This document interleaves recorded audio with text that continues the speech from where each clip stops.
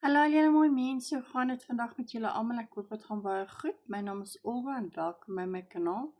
Vandag is dit die 3de Februarie en ons gaan aangaan met Sarah Young se daaglikse gebede van Jesus luister.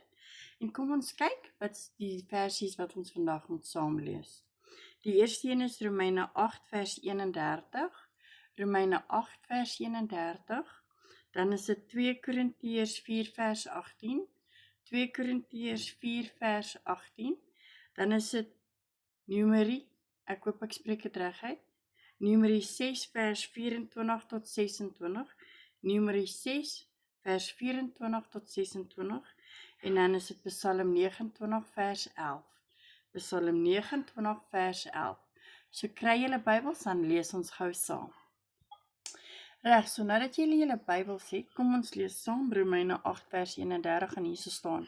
Wat is nou ons gevolgtrekking oor al hierdie dinge?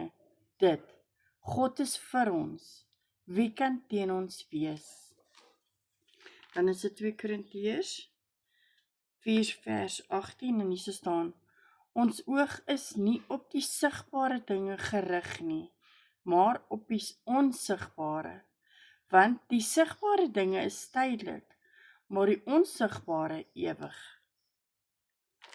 Dan kom ons kyk wat sê Numeri, ek hoop ek sê dit reg. Numeri 6 vers 24 tot 26. Die Here sal julle seën en julle beskerm. Die Here sal tot julle redding verskyn en julle genadig wees. Die Here sal julle gebede verhoor en aan julle vrede gee. En dan ons laaste versie vir vandag is Psalm 29 vers 11. Die Here gee krag aan sy volk. Die Here seën sy volk met oorvloed. Dit is wat die Bybel vir ons vandag sê. So kom ons kyk wat sê die boekie vandag vir ons. Here Jesus, ek bring my swakheid na U toe sodat ek U vrede kan ontvang. Help my om myself en my omstandighede te aanvaar nes dit is, terwyl ek onthou dat U in alles oppermagtig is. Weerhou my asseblief daarvan om myself moeg te maak met analise en beplanning.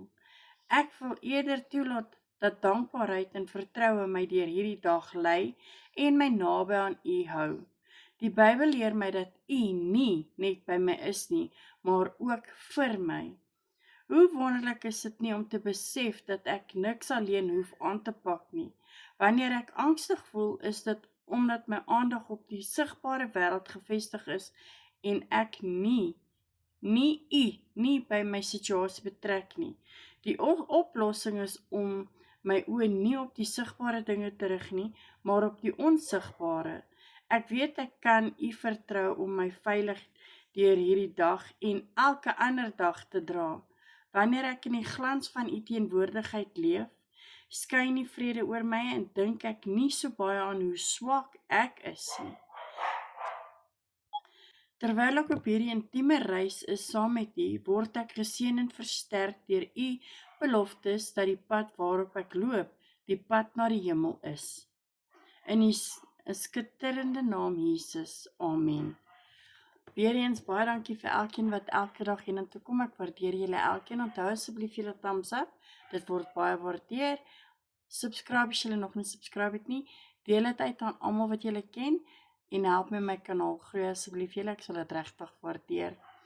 Julle onthou net almal in die lewe het net 'n bietjie liefde en Jesus nodig. En ek sien julle weer almal môre.